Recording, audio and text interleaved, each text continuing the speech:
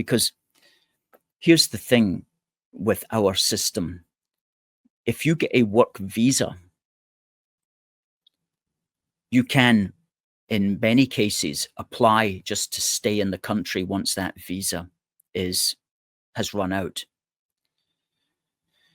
And if you stay in the country for long enough, and it's only 5 years, then you can become a citizen.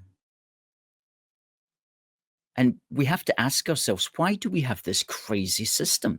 That's like something that maybe would have been suitable in the 19th century, when occasionally sailors would come aboard at the docks in Bristol and in London and in Glasgow, and they'd maybe work away, and you'd say, oh yeah, we'll give you some kind of citizenship now because you've lived here for the last 15 years.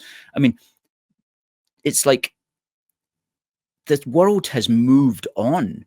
Britain's citizenship, the idea that you give somebody citizenship just because they lived here for 5 years, regardless of what they can contribute to the country, regardless of their compatibility to the country, these things are just mad. It's a mad idea. You shouldn't get citizenship unless you've lived here a generation, which is to say 25 years. And then if you want to apply for it, you should be able to show that you've got a lot of money.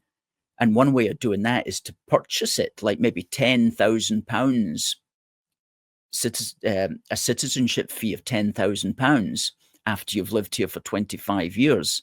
And if you can pass some kind of English written and oral communication test by 95%, these are the sorts of things that should give you citizenship. You shouldn't just get citizenship because you rolled off a small boat and you managed to get refugee status and you've managed to live here, probably on the black economy, for 5 years. That shouldn't give you citizenship. Yet this is what we've got in this country.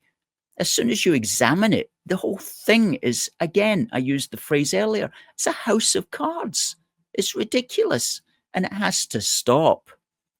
And it's not going to stop while Keir Starmer is in government. We know that.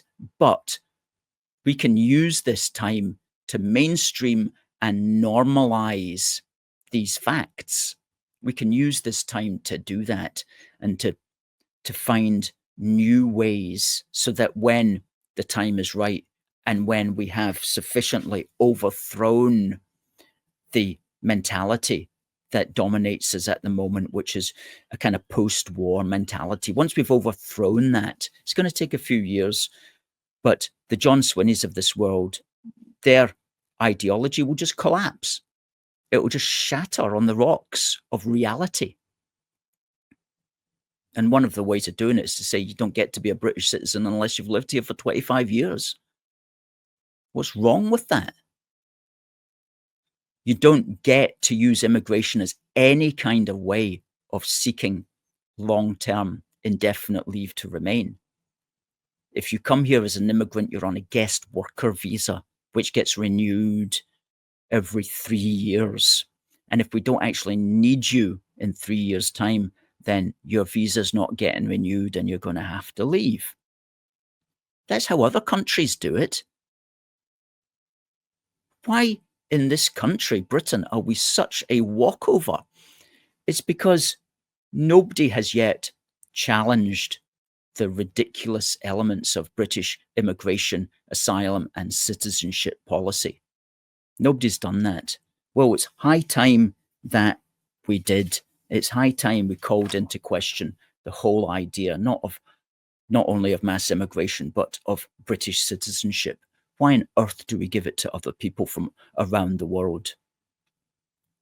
And all of this was put into my head by looking at a tweet that went viral yesterday of some chap at an immigration ceremony. And we'll just put up the picture of that. And he didn't seem to really be taking it in the spirit in which it was intended. I have to say, there he is. Yesterday, I became British. Well, you became legally British on paper, I suppose you could say.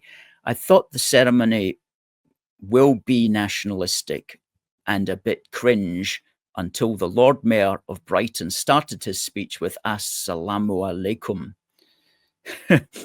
So that wound up a lot of people, needless to say, because, you know, if you're being granted citizenship of a country, you don't really talk in those terms. Anyway, he did. And in a sense, he did the public a favor, because it got everybody thinking about, why not is this guy getting citizenship, or indeed anybody like him, or indeed anybody from around the world getting citizenship at all. And so there was a lot of conversation about that, and our particular thoughts on the matter were informed by that useful debate, I have to say, useful debate. Conclusion is, sir, you shouldn't really have got citizenship.